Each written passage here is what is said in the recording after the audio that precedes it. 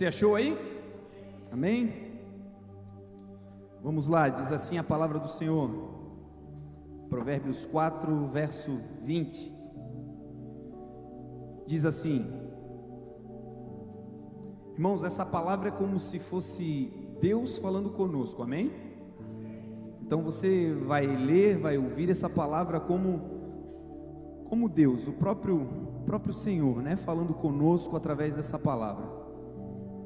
Diz assim a palavra do Senhor: meu filho, escute o que lhe digo, preste atenção às minhas palavras, nunca as perca de vista, guarde-as no fundo do coração, pois são vida para quem as encontra, e saúde para todo o seu ser.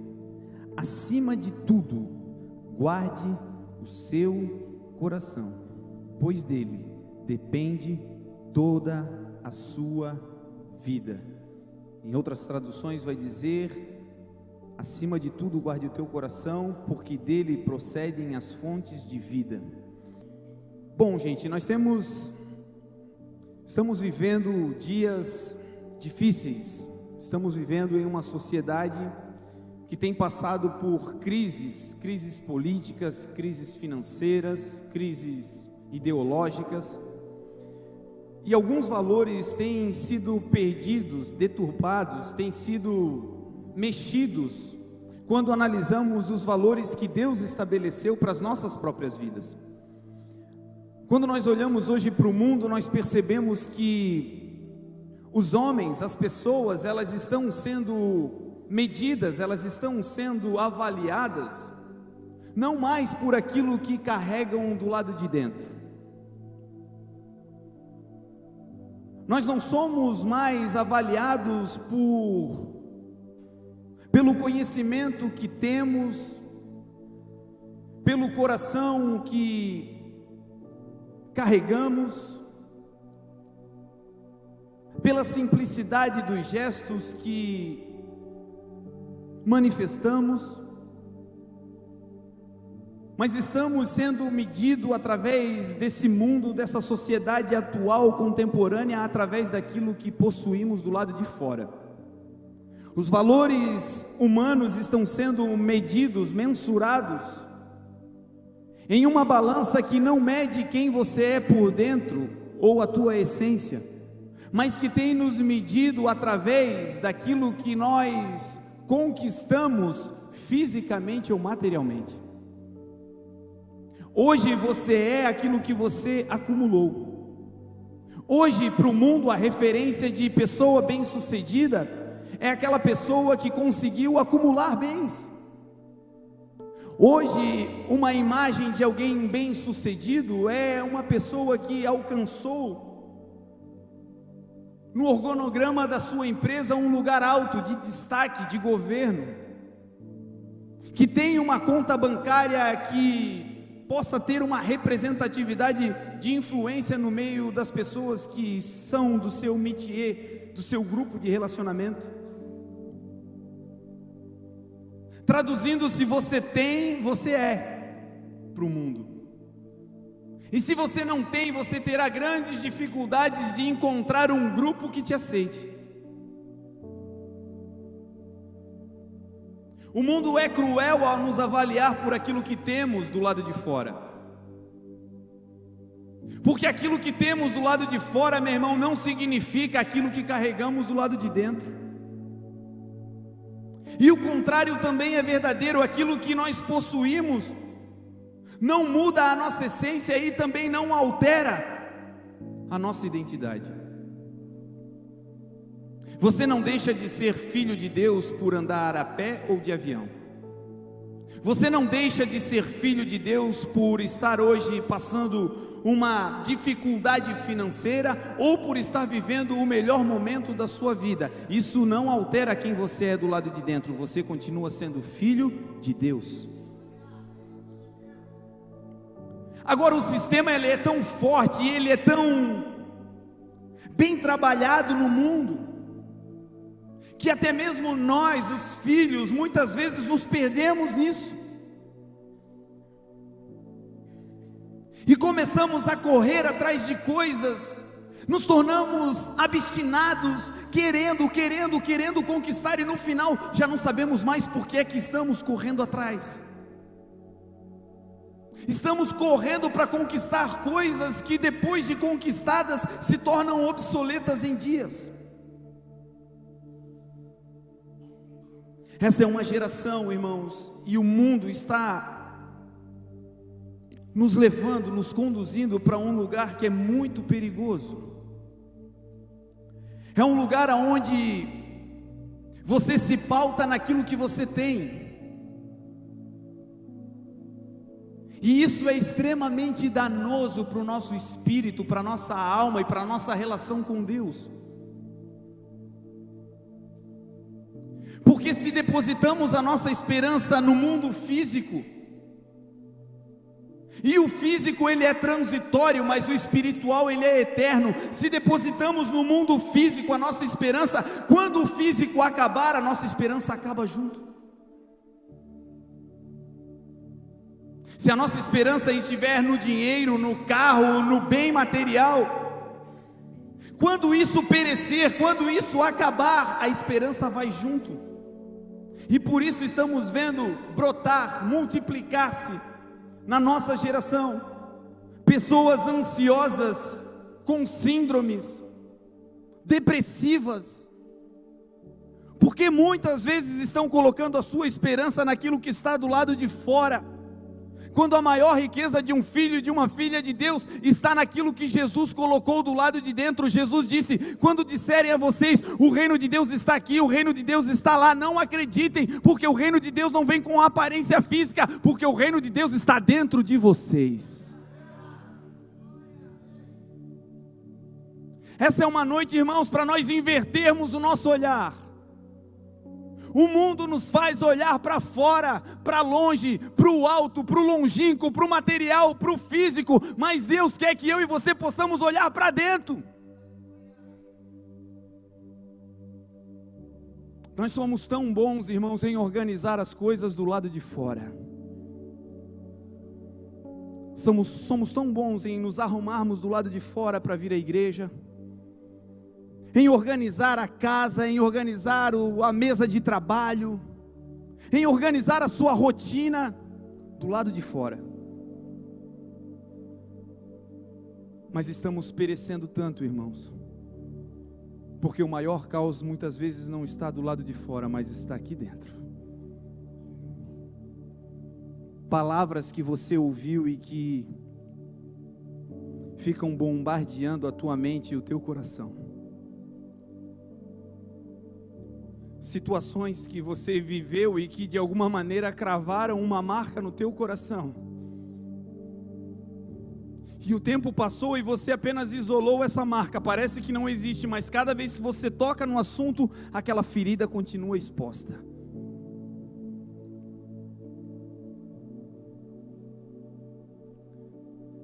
Somos tão bons em arte cênica, em dar a paz do Senhor, irmão, como vai? Tudo bem? Sim, vai tudo bem. Em forçar um sorriso e aparentar que estamos bem, quando na verdade muitas vezes por dentro estamos chorando.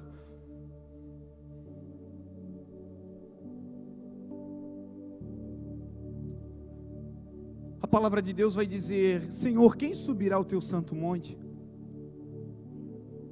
Quem habitará no teu santo lugar? Não é o mais forte, não é o mais rápido, não é o intelectualmente mais bem nutrido, não. Quem subirá no monte santo do Senhor e habitará no seu santo lugar, a palavra diz: aquele que for limpo de coração e de mãos puras. Sabe qual é a maior guerra do inimigo contra mim e a tua vida, meu irmão? Sujar o meu e o teu coração. Um coração que está quebrantado e um espírito contrito, a palavra de Deus diz que Deus não despreza. Irmão, você pode estar quebrado na lona, mas se o teu coração estiver aberto e as tuas mãos se manterem limpas, Deus tem um terreno fértil para começar uma revolução na tua história hoje.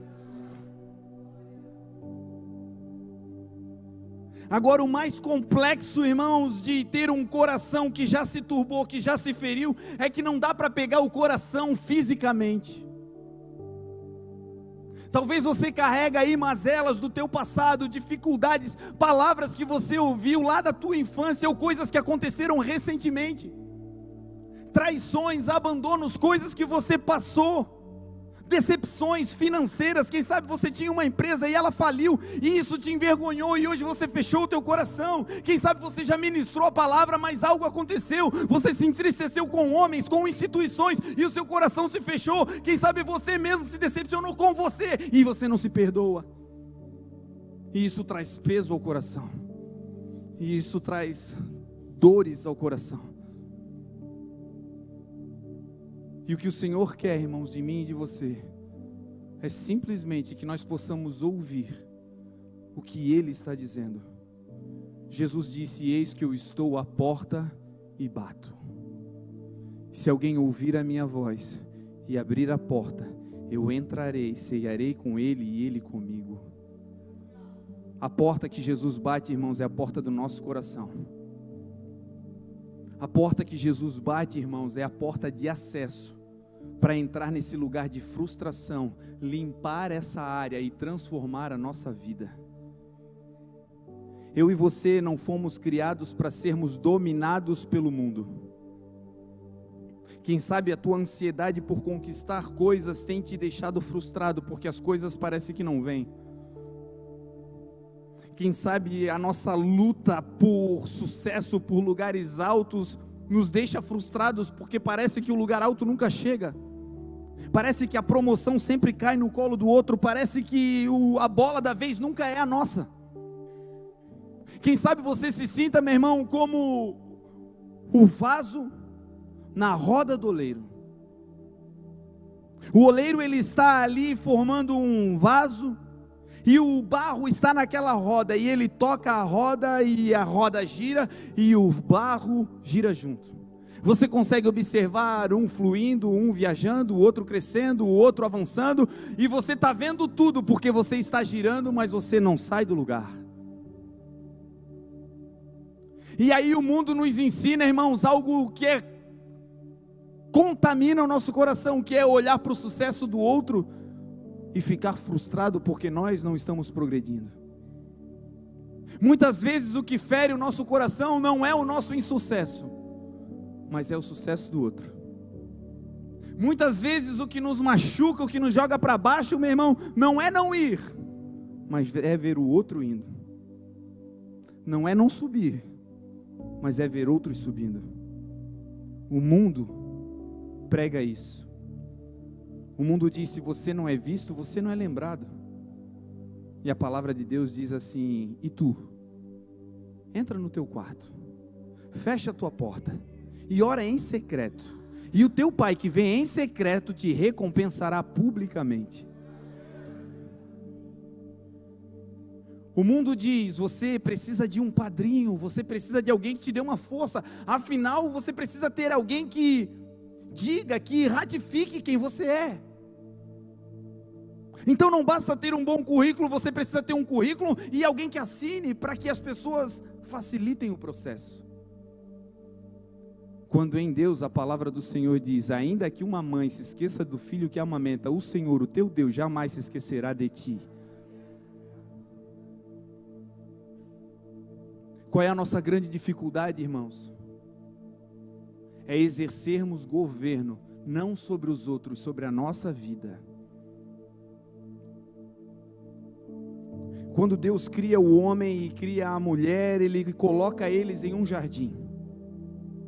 Tudo que eles precisavam estava dentro do jardim, não precisava sair para absolutamente nada, tudo estava ali. Jardim foi feito por Deus antes de colocar o homem ali. Deus criou um jardim e depois formou o homem e colocou o homem no jardim. A Bíblia diz que Deus plantou o jardim, ou seja, Ele se envolveu fisicamente com aquele lugar que seria colocado a sua obra-prima. Entenda, meu irmão, o lugar que Deus envia um filho e uma filha, esse lugar antes já foi preparado para te receber. Você não está no emprego errado, você não está na família errada, você não nasceu na cidade errada, você não está no corpo errado, foi tudo planejado por Deus. O que nós precisamos é alinhar a nossa visão com a visão do alto. Quando o pecado acontece no jardim, quando o erro acontece, há uma desconexão entre Deus e os homens.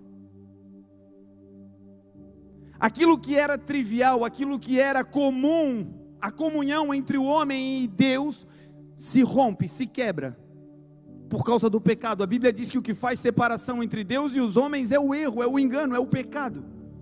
Lá no jardim, aquele primeiro pecado contaminou todas as gerações. Então a Bíblia vai dizer que Deus manda o seu Filho unigênito. Ele desce a essa terra e quando ele vem com uma missão. Ele traz consigo o ministério da reconciliação. Aquilo que nos afastava de Deus, agora Jesus vai se interpor, vai pagar o preço e vai nos conectar de novo com Deus.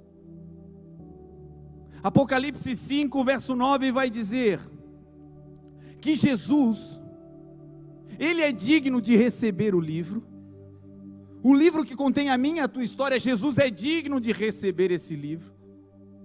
Ele é digno de abrir os selos desse livro, porque ele foi morto, e com o seu sangue, ele comprou para Deus, homens de toda tribo, de toda língua, de toda raça e de toda nação, e os fez reino e sacerdotes. A cruz do Calvário não apenas nos reconectou com Deus, mas nos deu o governo de volta.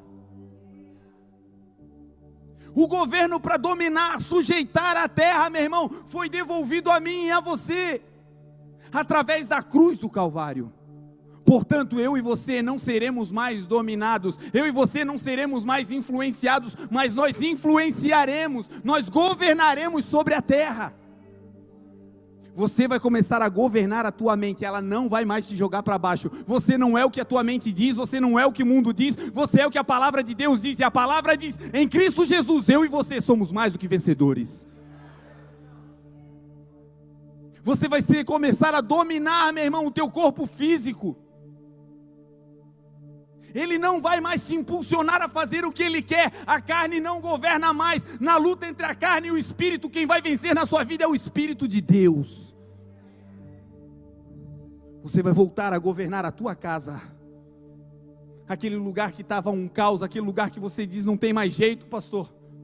Em nome de Jesus, o teu casamento é do Senhor. Você não vai abrir mão e Deus te dá de novo o governo.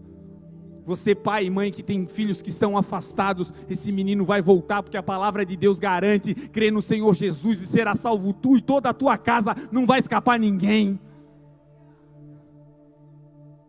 Isso não é porque somos bons, mas é porque aquele que é bom veio, morreu e pagou o preço para nos dar de volta o governo.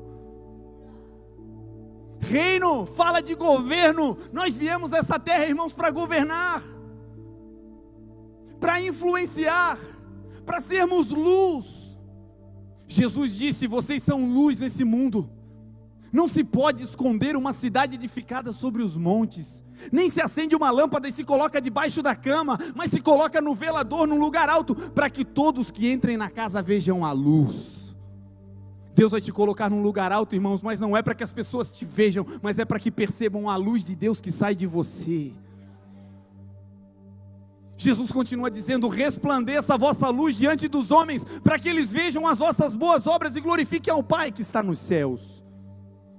Cada boa obra que nós fazemos nessa terra, irmãos, apesar do caos do mundo, apesar da acidez do mundo, apesar da frieza do mundo, da escuridão do mundo, nós estamos em um reino de luz, e nesse reino boas obras serão feitas, e o Pai será glorificado na tua vida.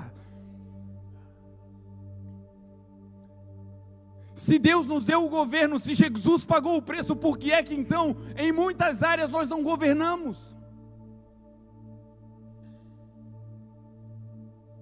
Se Deus diz na sua palavra, eu vou colocar vocês como cabeça e não cauda, vou colocar vocês em cima e não embaixo, por que é que em muitas áreas, irmãos, nós não governamos? Quem sabe você olha para uma área da sua vida e diz, pastor, tem uma área da minha vida que eu não tenho controle. E nessas áreas que nós não temos controle, nós acreditamos isso na conta de Deus. E dizemos, Deus sabe, né? No tempo de Deus não, irmãos. Lucas 4,18, Jesus entra no templo, recebe os pergaminhos e começa a dizer: eis que o Espírito do Senhor está sobre mim, pois que me ungiu para evangelizar os pobres, enviou-me a curar os cativos, os quebrantados de coração, a dar de novo vista aos cegos e a proclamar o ano aceitável do Senhor. Quando Jesus vem, o tempo de governar volta. Não será, já é. Não será um tempo futuro, é esse tempo, irmãos. Chega de retrocedermos, em nome de Jesus, nós vamos tomar de volta aquilo que é nosso por direito. Chega de andar para trás, irmãos. Muitas dessas decisões que vão te fazer avançar, elas serão através da fé. A fé é o firme fundamento das coisas que se espera e a prova daquilo que não se vê. Você não vai ver, não vai ter evidência nenhuma, mas se no teu coração você decidir, a capacidade já está aí. Você vai ser habilitado para vencer em nome de Jesus. A palavra do Senhor vai dizer: o justo viverá pela fé, e se ele retroceder, a minha alma não tem prazer nele. Nós, porém, não somos daqueles que retrocedem para a perdição, mas somos daqueles que avançam para a preservação da alma. Vamos avançar em nome de Jesus. Agora a grande pergunta é: se Deus quer fazer, tem poder para fazer, Jesus pagou o preço, por que é que em muitas áreas nós não governamos? Por que é que em muitas áreas nós não vivemos o que diz a palavra no Salmo 1? Salmo 1, irmãos, é uma diretriz clássica da vida de um cristão. Não importa a circunstância que você está, quando Deus olha lá de cima para mim e para você, Ele espera poder recitar esse salmo para mim e para você. E o salmo vai dizer: bendito o homem ou a mulher que não anda segundo o conselho dos ímpios, não se detém no caminho dos pecadores, não se assenta na roda dos escarnecedores, antes tem o seu prazer na lei do Senhor, e nela medita de dia e de noite. Pois será como árvore plantada junto ao ribeiro das águas, a qual dá o seu fruto na estação própria, as suas folhas não caem, e tudo quanto fizer prosperará. O final da história para mim e para você, meu irmão, é prosperar. Agora, a prosperidade de Deus não é igual à prosperidade do mundo. Existe um monte de carros luxuosos por fora e por dentro, que estão conduzindo pessoas entristecidas e vazias do lado de dentro.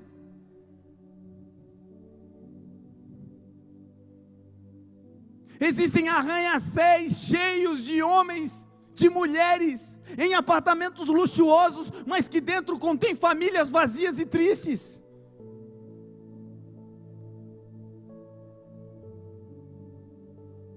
Guarda o que tu tens, para que ninguém tome a tua coroa.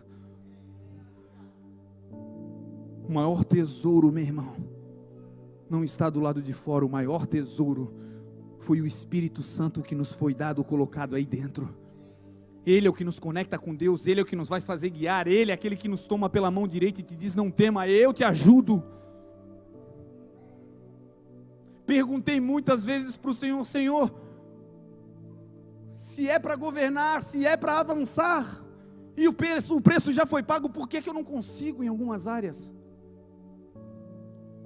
E o Senhor começou a me falar algumas coisas, aspectos, coisas que eu e você não tomamos atenção e por isso não exercemos governo. A primeira delas, falta de conhecimento.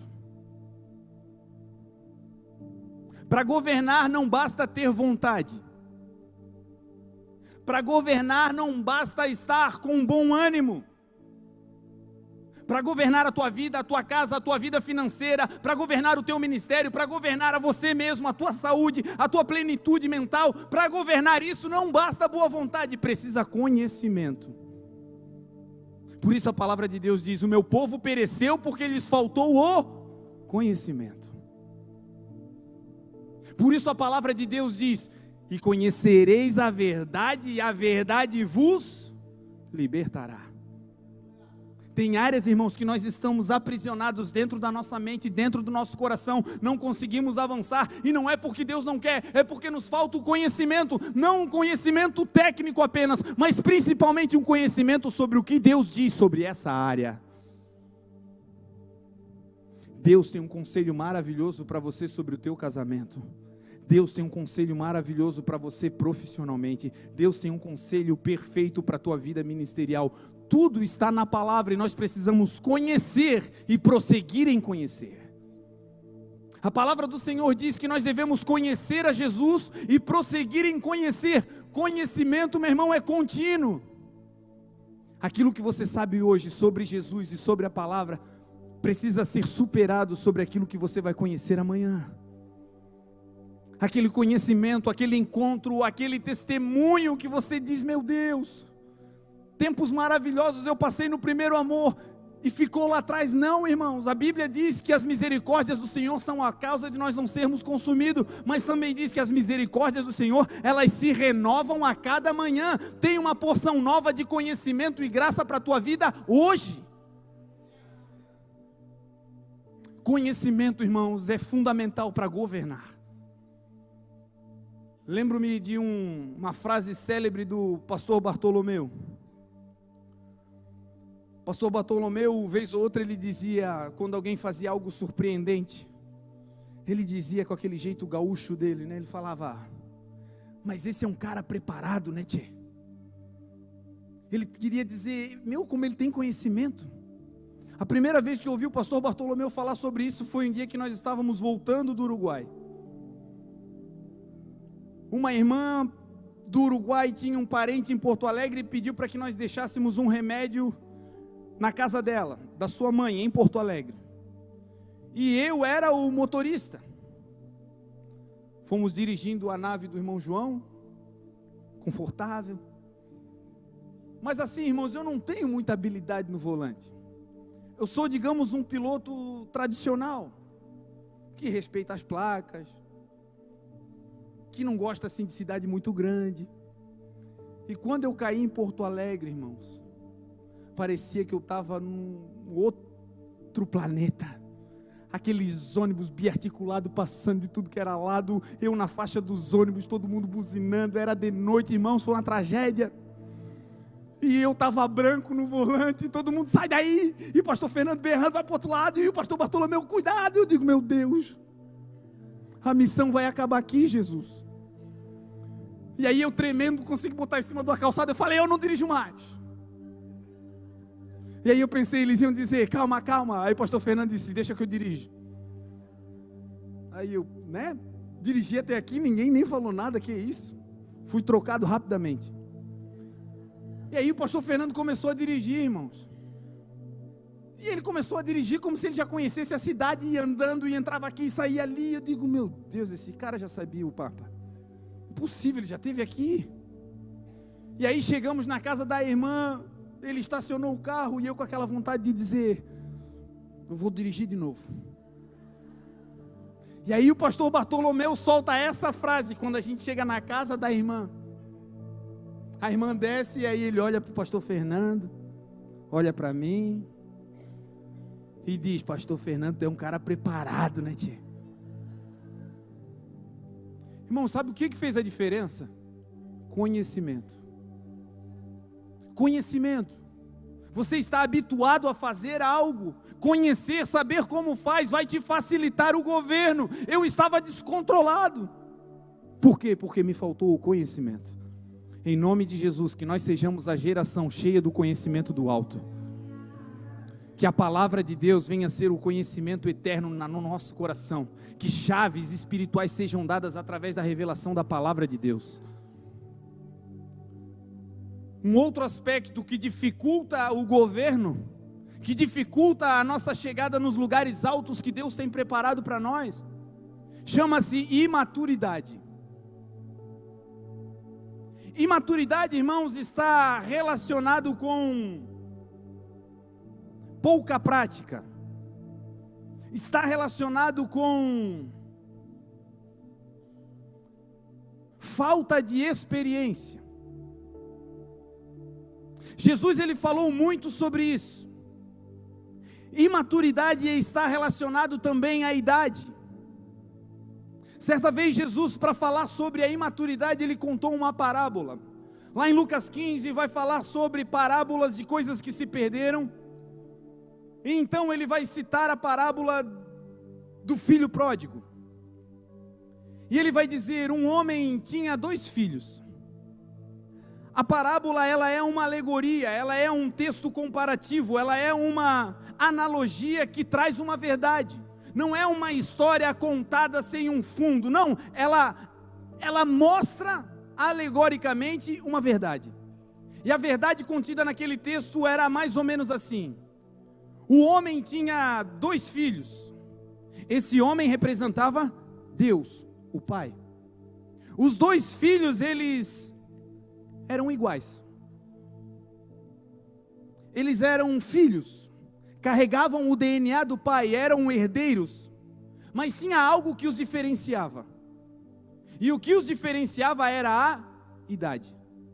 O texto vai dizer que o filho mais novo, o filho mais jovem, traduzindo, o mais inexperiente, o mais imaturo, ele pede para o pai a sua parte da herança. Herança, irmãos, é algo que você não precisa solicitar. Quando chegar o tempo, ela cai no teu colo. Só existe uma coisa que eu e você precisamos fazer para receber a herança de Deus. Em outra parte da palavra, a palavra de Deus vai dizer que o filho, quando ele é jovem, ele nada difere de um escravo.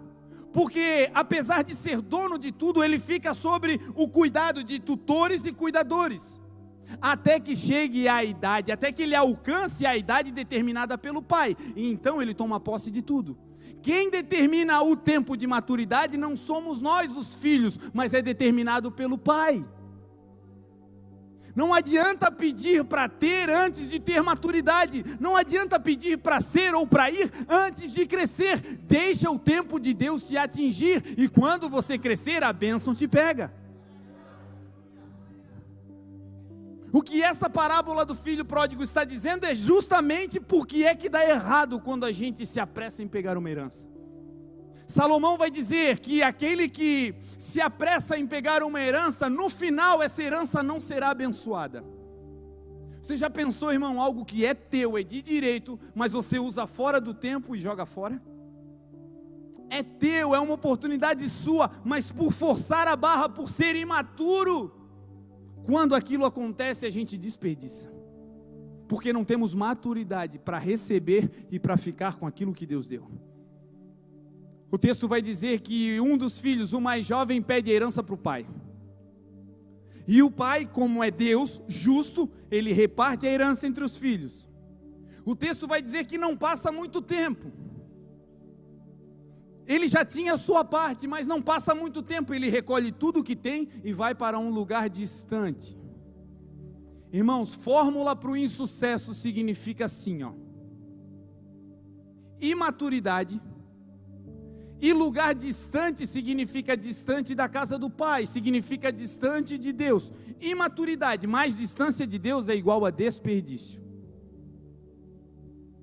Eu sou imaturo e ainda me afasto de Deus, meu irmão, já era. Apesar de ser filho, apesar de ser seu. O texto vai dizer que ele vai para um lugar distante, e lá, longe do pai, longe de regra, longe de conselho, ele desperdiça tudo. Sabe onde é que nós perdemos as grandes oportunidades, irmãos?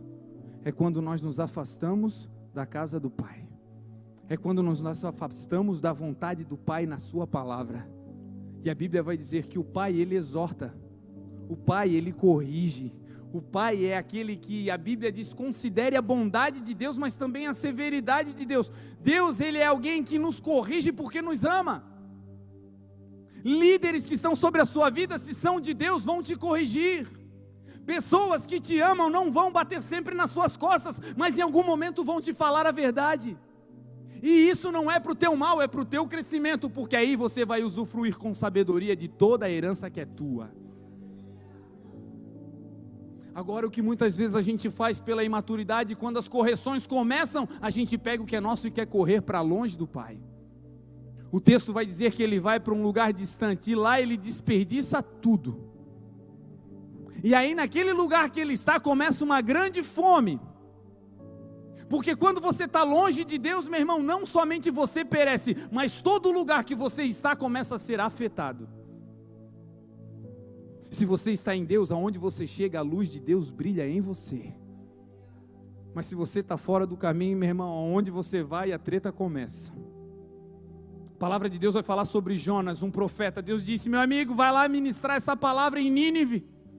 Ele disse: não, Senhor, porque eu vou pregar, eles vão se arrepender. Eu vou para o outro lado. Ele entra num barco e a Bíblia vai dizer que uma tempestade começa.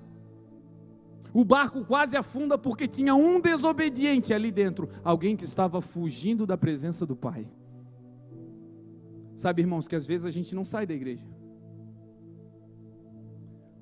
mas quando Deus fala algo que nos contraria, a gente simplesmente tampa o ouvido, vira a página e segue adiante. Estou falando de algo que eu vivi. Deus dizia no meu coração: perdoa. E eu dizia: Senhor, a culpa é deles, e virava a página. O Senhor dizia: conserto, te quebranta. Tu está querendo colocar as tuas mãos, e se tu colocar as tuas mãos, eu tiro as minhas. Se tu quiser colocar a tua justiça, eu tiro os meus anjos. Se tu quiser colocar a tua força, eu tiro o meu poder. Eu dizia: Senhor, eu não consigo, e virava a página. Existem filhos se afastando do Pai e não estão longe, estão dentro de casa.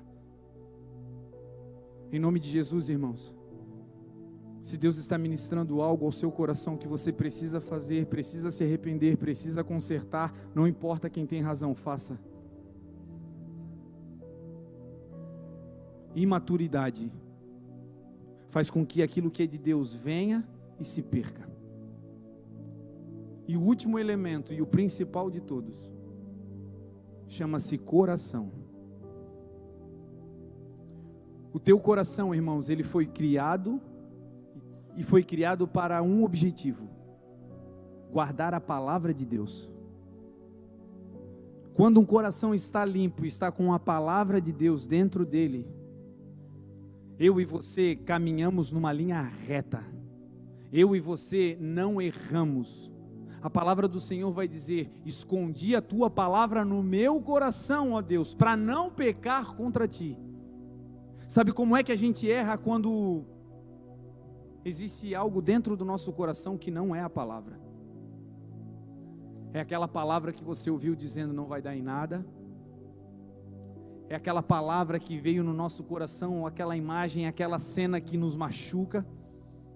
E a gente guarda em um lugar e até usa ela como motivação. Eu vou trabalhar e vou mostrar para eles que eu posso. Eu vou trabalhar e vou mostrar que eu consigo. Quando a palavra de Deus diz exatamente o contrário: sem mim nada podereis fazer. Tudo é possível àquele que crê em quem? Nele. O coração, irmãos, bloqueia bênçãos que são fundamentais para mim e para a tua vida. Existia algo no meu coração que há um ano me tirava a paz. Eu ia dormir, orava, lia a Bíblia mais do que antes, porque quando vinham os pensamentos difíceis sobre isso, eu lia e tentava apagar isso. Mas quando eu acordava, às vezes no meio da noite, essas lembranças vinham, essa situação vinha, e eu dizia: Senhor, me ajuda a perdoar. Senhor, eu já tentei com as minhas forças, eu não consigo. Eu digo: agora deu, agora passou, que bom. Mas quando eu olhava alguma situação, tudo aquilo vinha à tona. Eu aprendi na prática, irmãos, o que Jesus disse aos seus discípulos, quando ele disse: não se turbe o vosso coração. Turbar é diferente de sujar. Turbar é você pegar algo que já está ali dentro da caixa. É uma caixa d'água cheia de água límpida, mas lá embaixo tem uma sujeirinha. Se você bater na caixa, se você agitar as águas, se você se agitar, a sujeira vem à tona e turba toda a caixa. Só que o problema é que a gente continua deixando a sujeira decantada ali num canto.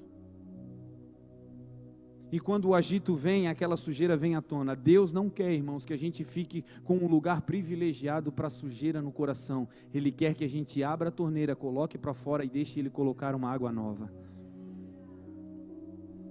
E durante esse ano, foi um ano dificílimo.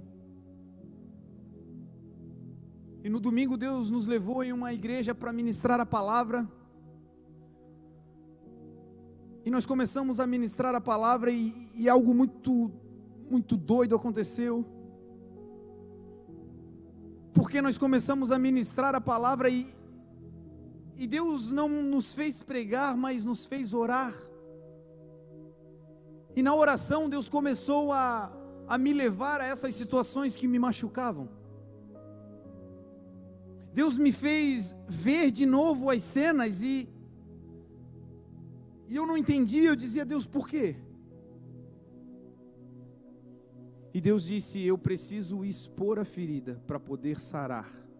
Eu preciso tocar nesse lugar para que eu possa trazer cura para esse lugar do teu coração. E eu comecei a chorar, a me quebrantar.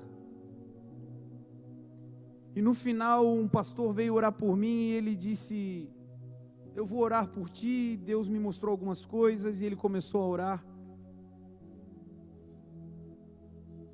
E ele tocou em mim.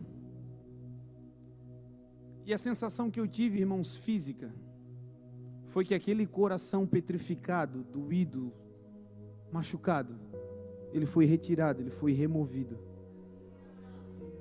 E eu continuava com as lembranças mentais, mas não me doíam mais. Eu saí daquele ambiente e eu disse: Grazi, algo em mim mudou, Grazi. Eu comecei a ver um mundo diferente, com as cores do mundo. Depois de um ano eu consegui deitar e dormir. E não me acordar e não ficar com aquela prisão mental. Eu disse: Deus, como é bom, Senhor, ter um coração de novo limpo. A minha oração durante o dia, irmão, foi exatamente para que isso aconteça. Deus, que pessoas que têm pedido para Deus, não é no teu orgulho dizendo: não, eu não quero saber, não, você já passou essa fase, você já amadureceu, você sabe que isso não te faz bem, mas você não consegue se livrar disso. Você já clamou, você já orou, você já fez tudo o que podia, mas parece que não muda. Em nome de Jesus, irmãos, eu creio que essa vai ser a noite de muitos transplantes de coração aqui. A palavra do Senhor diz que o Senhor, Ele tira de nós o coração de pedra e coloca em nós um coração de carne, e nesse coração de carne Ele escreve a sua lei. Eu sei que eu não tenho poder algum, irmãos, porque eu não consegui nem resolver a minha situação. Eu passei um ano lutando com isso e chorando e dizendo: Deus, faz algo. Mas se tem algo que eu possa dizer é que eu tive uma experiência com Deus. Deus fez isso em mim, e a minha oração agora é que Ele faça isso pela tua vida, para que você possa chegar no lugar que Deus te prometeu, para que você possa viver os sonhos de Deus, para que eu e você não sejamos mais meninos inconstantes, levados de um lado para o outro como o vento, como as ondas do mar, mas que nós sejamos firmados na sua rocha, mas principalmente, não apenas com a intelectualidade pronta, mas com o coração sarado. O texto que nós lemos diz: de tudo o que tu tens, guarda o teu coração. De tudo o que tu tem, irmão, a coisa mais importante da tua vida é o teu coração. O teu coração é uma bússola que te leva para a direção de Deus. A palavra de Deus diz: buscar-me-eis e me achareis quando me buscardes com todo o vosso. Sabe o que o inimigo faz? Ele coloca uma pedrinha no teu coração, e essa pedrinha ocupa um lugar para você buscar Ele de todo o coração. Você busca com todas as forças, mas o teu coração tem uma pedrinha que te impede de acertar o alvo. Em nome de Jesus, essa é a noite dessa pedra sair e de você acertar o alvo para a glória dEle. Enquanto você está aí, eu queria que você curvasse a sua cabeça.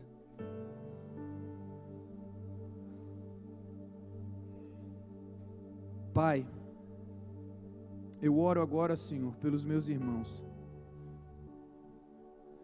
Senhor, eu não tenho, Senhor, uma fórmula para tornar isso realidade na vida dos meus irmãos. Mas eu sei, Senhor, que isso me fez tão bem. Eu sei, Senhor, que isso mudou a minha vida, Senhor. Eu estou com um coração novo há 2 dias. E eu te peço, Senhor, faz isso pelos meus irmãos. Senhor, que aquele que foi maltratado, Deus, na infância,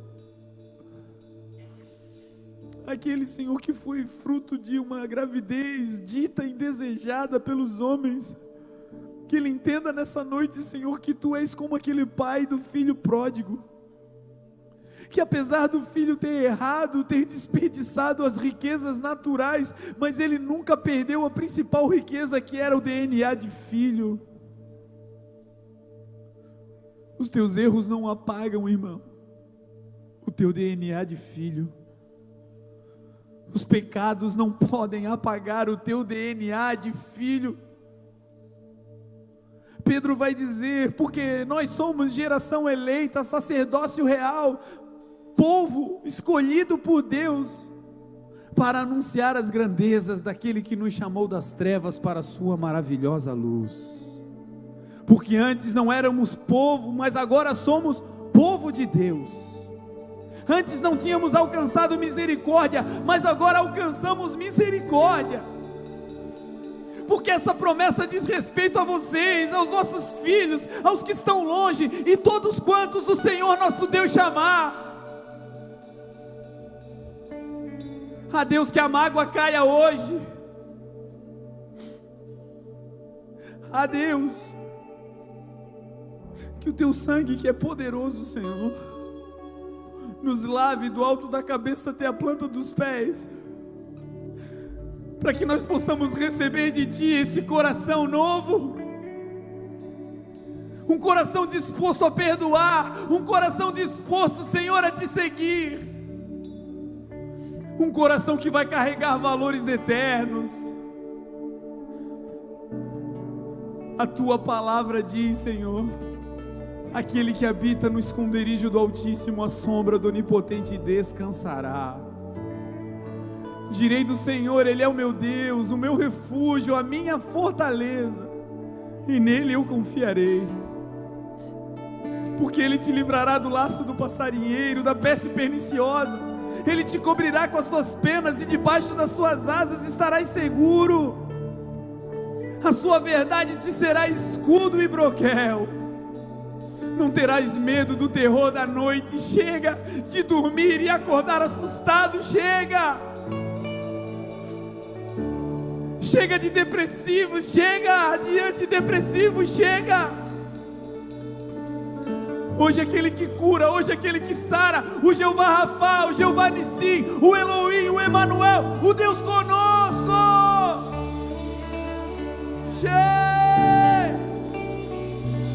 Seja curado, seja curada. Não na tua mente, as lembranças continuam. Você não terá amnésia, mas não vai mais doer. Deus muda o teu coração.